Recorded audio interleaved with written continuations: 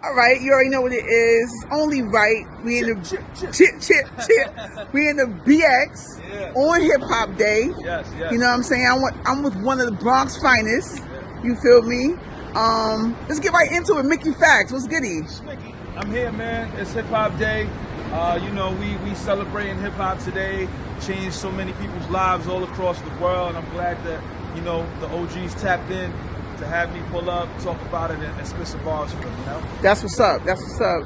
I'm going to get right into, I've been dying to talk to you about this. Right. So, I'm glad that you granted me the interview. Absolutely. Of all places in the BX. In the Bronx. Because you had to let Ryan Montgomery know you're from the BX, man. You're from the Bronx. And we take this hip-hop thing a little different than everybody else. Even the other boroughs. Yes. Facts or not? It's very facts, man. Everything started here. Facts. And, we got to uphold that legacy of what this culture's about. And a lot of different cities and a lot of different places don't understand how we get down. So, I let what happened on the live, because that ain't really Bronx energy. Bronx energy is going in the booth and saying what you got to say and letting it be known that way. Exactly. I want to reiterate that you did what you're supposed to do as a rapper. Right. You know what I'm saying? Especially amongst rappers that you have camaraderie with. Right. So it's like, I'm not going to clap back verbally. Right. I'm going to clap back on some rap shit. Exactly. That's how we're doing it. Give me, before I get into, other stuff, the aftermath of that, right. I guess give me your thought process in the booth when you were getting that Royce to 5'9". Yeah, well, I had something written before. Okay. And that was before the live. It was like an art piece. It was nice. It was dope. And then I scrapped it after the live. And I went into my walk-in closet, and I was there for 20 hours. Okay. I came out. It was time to go. I went into the booth. I recorded myself. I was sitting down. It was my first time ever recording myself. I sat down. Okay. And recorded myself. You recorded yourself for that? Yeah, I had to. Dope. All right. The engineer couldn't do it at the time. Only time I stood up was when I had to do RJ Payne shit. I had to stand up because everything had to come from the diaphragm. Okay. You know what I mean? But everything else, it was relaxed. All that was just me sitting down rapping. So one take for everything except for RJ Payne. All right, talk that talent shit. Yeah, it's like. How did you feel? I think you probably addressed this, but I want to know for myself. How did you feel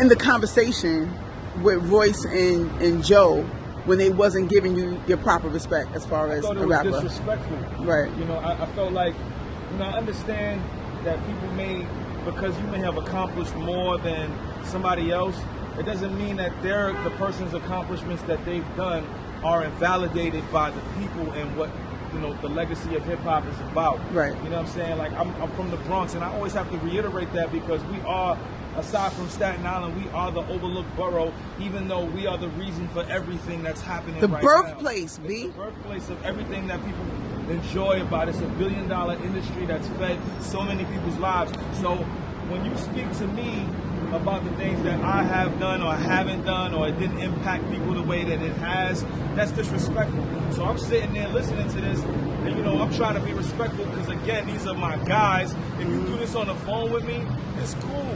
You can say all you want to me on the phone, I'm going to laugh it off. But you don't do that in front of 10,000 people on live that might not know who I am. Exactly. So they looking at me like I'm some weirdo nigga on the line with y'all niggas, but we all peers. Exactly. You know what I'm saying? Exactly. And at that point, I had to make a conscious decision to say, all right, I'm gonna go in the booth and let you know. And now that 9,000 people that you felt like you had to be disrespectful with those people, now look. Right. Over 1 million people done heard this record. It's a completely different energy now. Now he having group talks and he want to go over here and talk and do this and do that. So can we say it's officially a 1-0, or there might be potential? I mean, I can't speak to that. I feel like at some point he's gonna respond. Mm-hmm. I just don't know how it's gonna be. He is gonna respond though. Like that, it's no way he can't. He can't make a post now without people in his comments like, well, where's the response? Right. Because it was that strong. It was. So now it's like he's in a position where he has to make a decision if he wants to keep this going. Because again, we standing feet from where this shit started. Right. I don't stop. I'm a maniac when it comes to this. That was 20 hours of work. Right. You letting this shit fester, you letting this shit sit, that's just giving me more time to prep. Because I'm coming back 48 hours later as soon as you drop. Especially when I feel like they were talking some culture shit. Like, so I'm like, how are you talking that? And then you trying to reduce someone who's your peer. You know what I'm saying? Like, you could talk, you know, from a competitive standpoint. Right. You know, I feel that. But I want to say this. I know, I tweeted it to you or whatever. Do you feel like, even though I respect that you were letting the bars speak for you, even in the aftermath, because he did a whole run, you know, after you dropped, and I'm like, I feel like Mickey's being too humble right now, B. I mean, I was being very humble, and I think a lot of that because I don't really want to bring the cockiness out. Like it's something about that I don't want to dive into that person again. Okay. So I let the people really. I think me showing humility on that live with Joe and Royce helped me. But I mean, after you dropped. After that, we got on a live and we talked, and I was just sitting there listening to this nigga, and I'm just like, yo, just rap. Like, at this point, like, yeah, like, you mad about this bar, you mad. He was only really mad about one bar because he ain't wanted niggas to get shit misconstrued. But Cass wasn't mad. Cass didn't care. Nobody is talking about which that bar was that? It's the Cassidy bar. When I was like, I said, and stop fibbing too. You was mad at Cass and turned to Rakim when he asked. They ain't like the aftermath, right? So like, he mad over that bar. Nobody's talking about that bar but him. Right. And I felt like he needed something to be a scapegoat to try to gaslight me to apologize for that bar. But I felt like if it wasn't that bar, he would have found something else. Right. But I'm not apologizing for nothing else. Because at the end of the day, he said what he had to say. I said what I had to say in the booth. Now it's your time to respond. But he took that shot as well on his track. Yeah, he said my name twice. Right. Then I asked him online about the Sunships bar. Right. And he was like, take it how you want to take it. Right. It ain't ready for you, but now I want that to be for you. Take it how you want to wear, tattoo it on you, wear it. Right. Oh, say okay. No more. Right. Right. Say no more. Well, let me ask you about this part. Why are they with the narrative of that you and Lupe jumped him? Why are they running with that? I have no idea why they running with that narrative. We didn't jump him. I think Lupe said that we jumping you, but that's because he started it. Right. Like, you know what's going on, brother. He put out the diss track, right? Mm-hmm. He said my name, he said Lupe's name, he said some crazy shit about Lupe. Cool. Then, after that, I wrote something, but it wasn't like it wasn't rape. I get on that live, and you telling me respond. So then when I respond, now you like, why did you respond that way? You don't tell somebody how they respond when you tell a nigga to respond. Especially when he's an upper echelon MC. How did he think you were going to respond to an upper echelon MC? You know what I'm saying? And then you say, on the track, you and Lupe's raps together can't compare to mine. So now, me and Lupe stepped up. Right. But where you at? Right. It's 2.5 weeks now. Like, I can't speak to that. Only thing I can speak to is that I rap. Right. I rap very well, and I rap very quickly. So as soon as he dropped, we on him. Nick Nolte, Eddie Murphy, 48 hours. That's how we giving it up. With that said, all right, well, I'm going to ask you this too, because I was disappointed too. I know you cleared it and you addressed it on Twitter, but I wouldn't be a journalist if I didn't bring it up, right?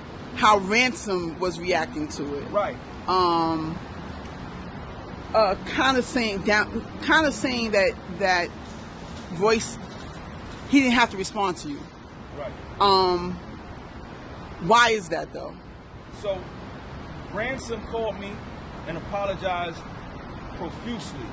Okay. You know, like he apologized a lot. He was feeling like Royce has gotten to a space where he should he shouldn't get dissed or whatever. Like niggas should have reverence for him. And my thing was this. Niggas have reverence for Royce. Clearly. For the past 5 years. I've said nothing but great things about Royce. You can check the tweets. You can check the Instagram posts. You can check my freestyles. I'm always shouting this man out.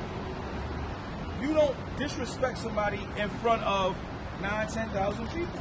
Right. You just don't do shit like that. So, in my mind, when he called me and he was apologizing, he was like, "Yo, I was just talking shit," but I feel like, niggas should be working together instead of going at each other. But he said that he should respond to Lupe though.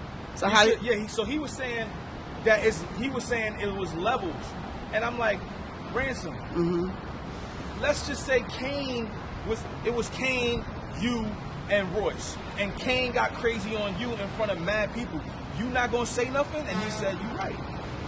Yeah, I didn't understand the logic. And that made him apologize even more. Okay. Because it's like, Royce isn't somebody I look up to, it's somebody I look directly at. Like, we peers. We've worked together, we've done stuff together, we've toured together on Rock the Bells tour. Okay. So it's like, it's not like I'm looking up to you, like we're peers. Right. We've done the same thing, we've ghostwritten for the same people. Like, you just can't talk like that to somebody. So like, he felt like, because I think sometimes, and it's not even a shot, sometimes it looked like Ransom is more into like the optics of shit. So he wants the shit to be bigger than what it is. That's why he's saying Lupe should respond, because Lupe is a platinum selling artist. That makes sense. Okay. But it's like, we men at the end of the day, and it's man shit. But from a culture standpoint, it doesn't make sense.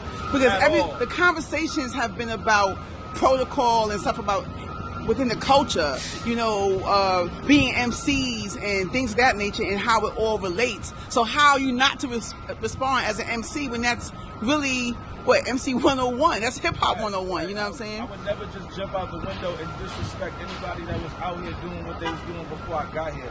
That's never my character. Right. But I'm also not going to sit back and let a nigga just say whatever he want to say and then goad me into doing a track and not step up and do what I got to do. Okay. And that's what had to be done.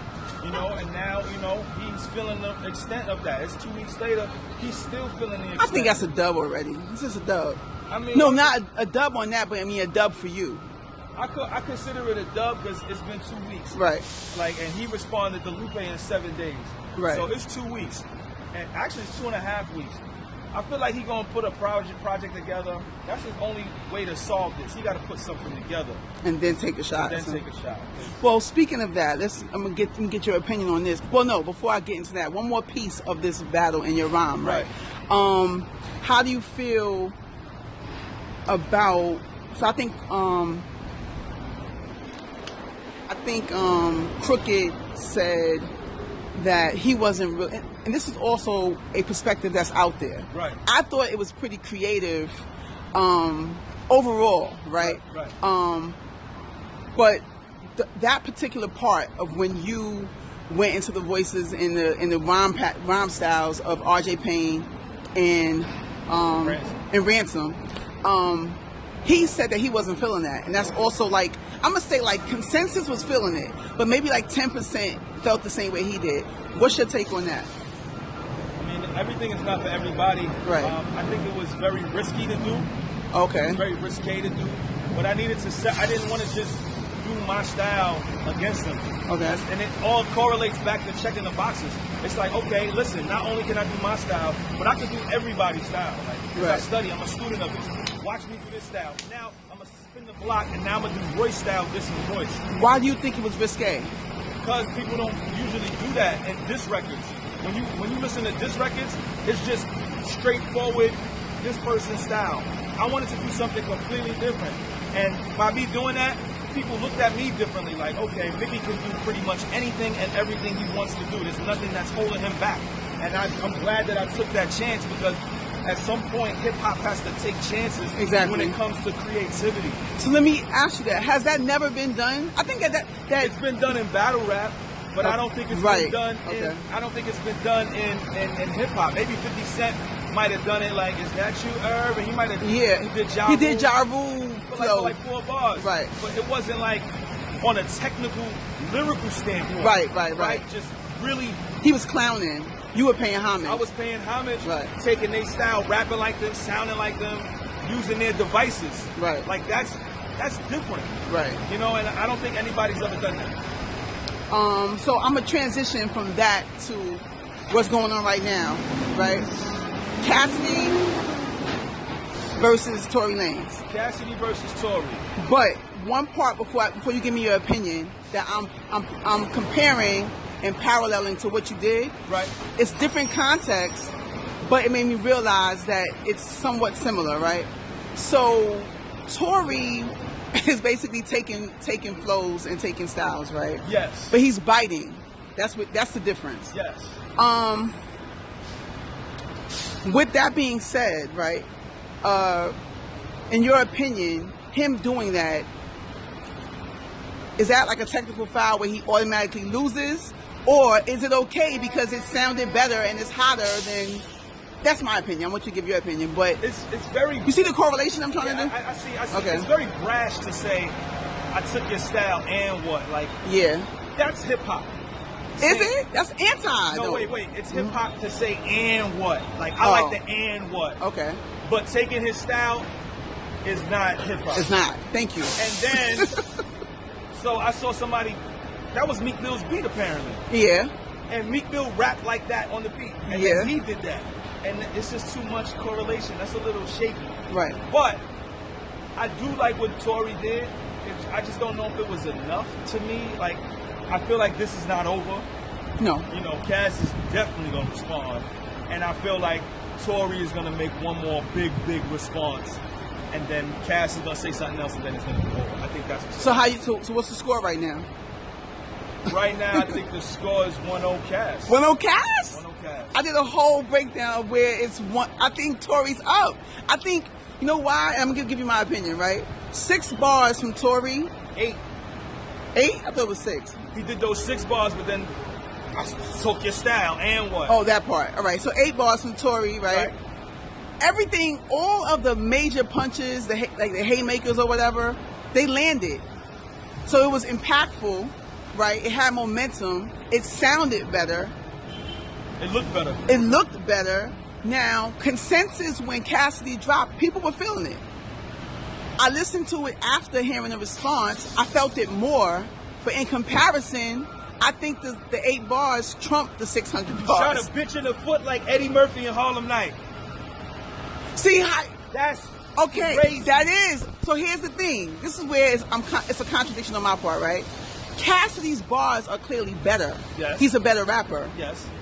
But I don't believe in bars over everything. Okay. So, because it's not. It's delivery. It's performance. It's impact. Okay. And I'm saying that's why Tory got the 1-up off the 8 bars. I like the energy of the song. Facts. From Tory. But energy don't matter? Energy does matter. I like right. the video. I thought he was very strategic in that.